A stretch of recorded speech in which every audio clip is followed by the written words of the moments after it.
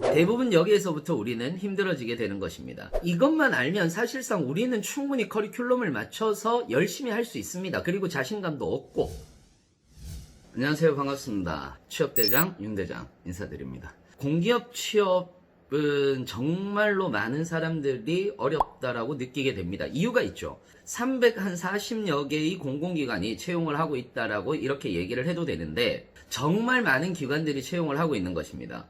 공공기관이 유행처럼 직업의 안전성, 그 다음에 높은 연봉, 이런 것들, 그리고 현 정부 들어서 공공기관 채용이 많아진다라고 생각을 하면서 공공기관 채용에 대한 관심이 높아진 건 사실입니다. 지금까지 취업은요, 대기업을 중심으로 이론들이 만들어져 왔습니다. 그러다 보니까 대기업을 준비하듯이 자소서를 쓰고 면접을 준비하는 것, 그리고 또한 필기 역시 공통적인 부분을 준비하면 된다라고 이렇게 생각을 하고 있는 것도 사실 현실입니다. 하지만 필기나 면접들 이런 것들이 정리가 안 돼서 혼란을 겪는 일들이 많아진 거죠. 공공기관을 준비할 때 저는 개인적으로는 헤매는 시간이 가장 많아서라고 이렇게 생각을 합니다. 다른 말로 얘기를 하면은 공공기관을 준비하면 준비할수록 해야 할 것이 많다는 것을 의미하기도 합니다. 처음에 대부분 다들 이렇게 시작합니다. 서교공이라는 것이 있는데 공공기관인데 안정적이고 시험을 거의 다 볼 수 있게 해준대. NCS만 보는데 조금만 공부하면 되지 않을까? 라는 식으로 시작을 하게 되죠. 그래서 원서를 내고요. 그리고 이번에는 시험만 봐야지 라는 그런 마음으로 시험을 보러 갑니다. 대부분 여기에서부터 우리는 힘들어지게 되는 것입니다. 어느 정도 손을 댈 수 있는 문제이기 때문에 조금만 더 하면 되지 않을까라는 그런 생각이 드는 것이죠. 그런데 이런 문제가 있습니다. 서교공은 1년에 2번만 기회가 있습니다. 결국 다른 공공기관을 준비해야 되는 상황이 생기게 되는 거죠.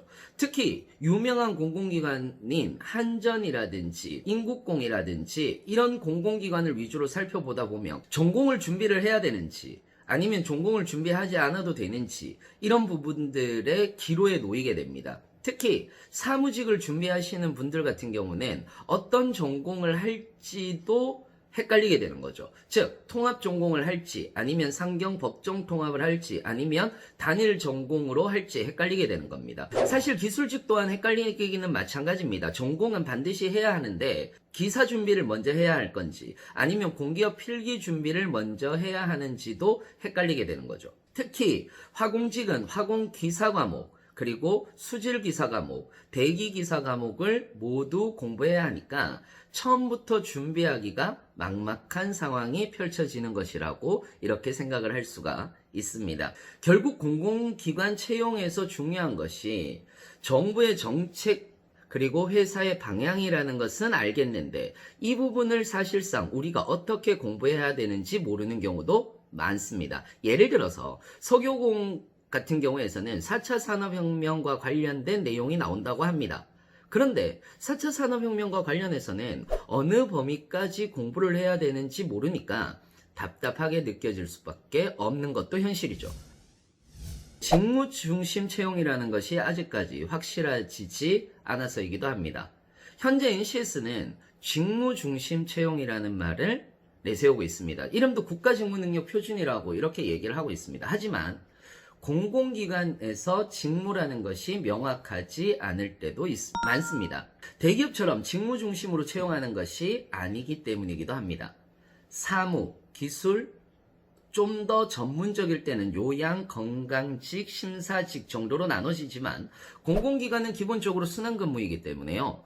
세부 직무로 채용을 할 수가 없습니다. 그래서 나오게 된 것이 직업기초능력에서 회사와 관련된 출제 문제이거나 아니면 전공 시험을 보는 형태로 나오게 된 거죠. 어려운 이유를 알면 충분히 여러분들이 계획을 세울 수 있을 것이라고 저는 생각하기 때문에 이렇게 이야기를 드리는 겁니다. 이렇게 종합해보면 사실 한 가지로 귀결됩니다. 우리가 어떤 공공기관을 가야 할지 모른다는 것, 그리고 공부 범위를 모르는 것. 이것만 알면 사실상 우리는 충분히 커리큘럼을 맞춰서 열심히 할 수 있습니다. 그리고 자신감도 얻고. 그렇다면 자신감을 가지고 내가 밀고 나가기 위해서는 어떻게 해야 될 것이냐라고 이렇게 생각을 했을 때는 먼저 공공기관을 저는 선정하라라고 이렇게 얘기합니다.